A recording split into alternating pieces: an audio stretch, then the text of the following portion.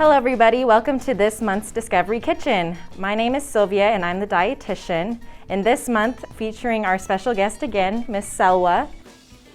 Hi, thanks for welcoming back. I've enjoyed last time and I'm excited to see what our recipes are for this month. Awesome, we're happy to have you with us again. And as always, we've got our chef Mario. Hey, welcome back. Hope you're ready for spring break. It's March. We gotta turn around and have spring break.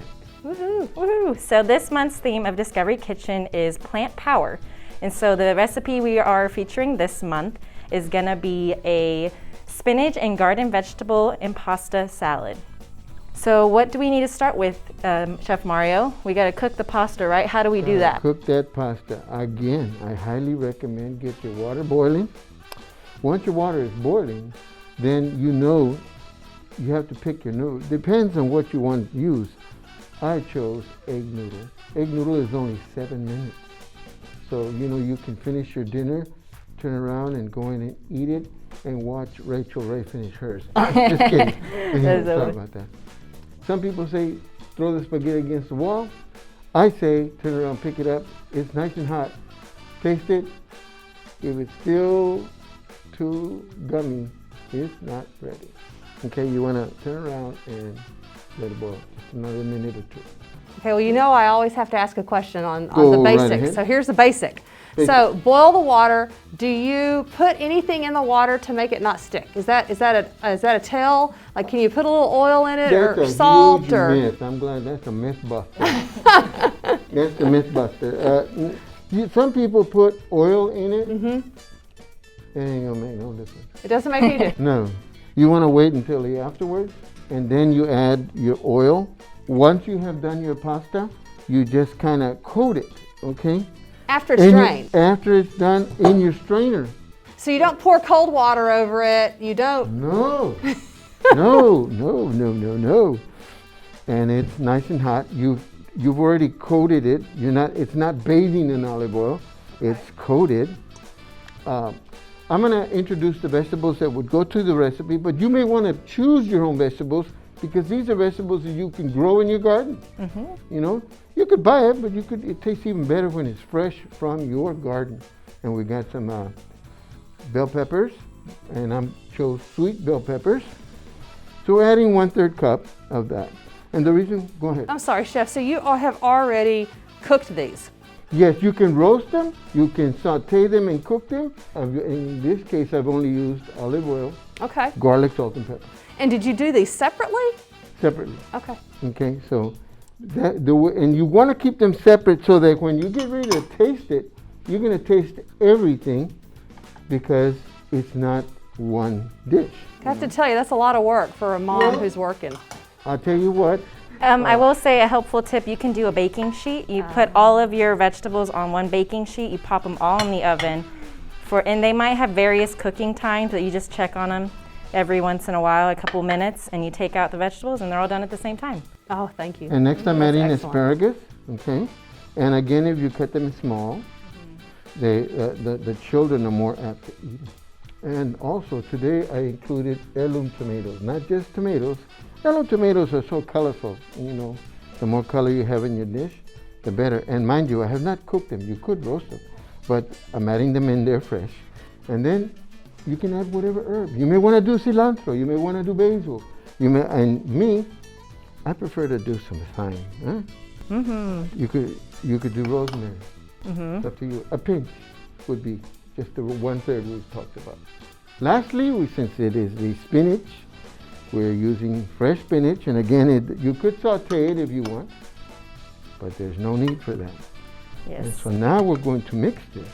You know, we always hear, as I've heard this many times, if you look at your plate and you have different colors, then hopefully you've added different proteins and fiber and different things, vitamins into your diet. Is that still true? Is that something you should look at when you're looking at your plate? Definitely. I always think eating the rainbow is always the best option. Again, they have different color indicates that it has a different nutrient, a different something that it's going to provide you with. So making sure you have a variety of those in your diet is always a good idea. And then when you talked about fresh thyme, fresh, what are those called? Basil, thyme. Herbs? Herbs, thank fresh you. Herbs. Different fresh herbs. Is it better to use fresh Or Dried. is dried okay?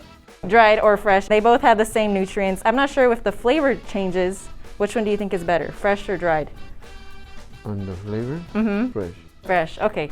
You could definitely tell a difference. I think I And can this tell a is difference. one of the reasons why I did not put basil in there, because then it would totally overpower the spinach.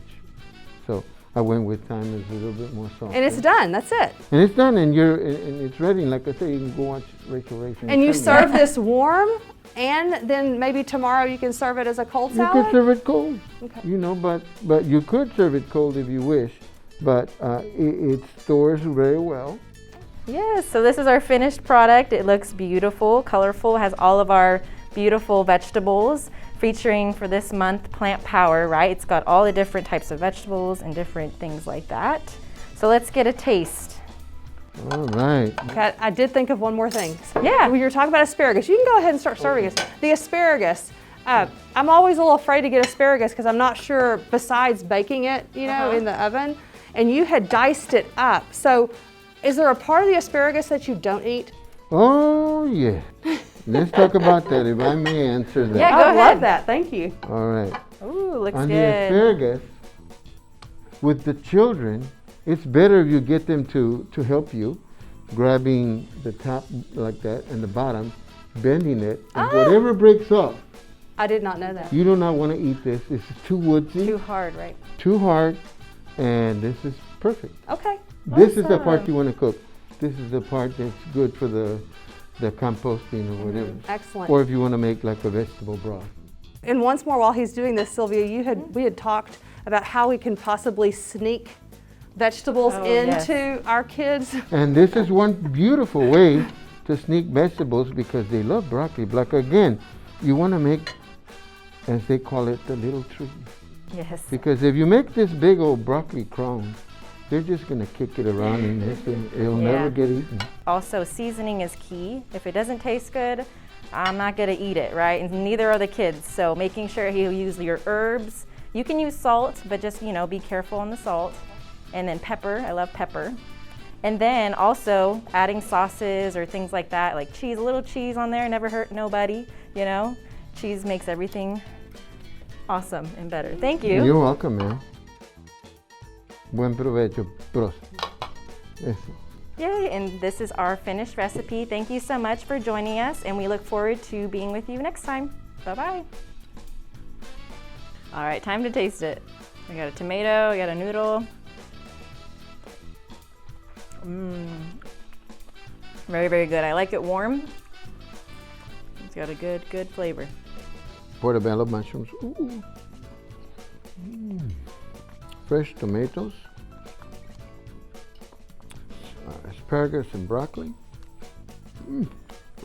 The spinach. Bell peppers. It's delicious. Even the pasta. All right, here we go.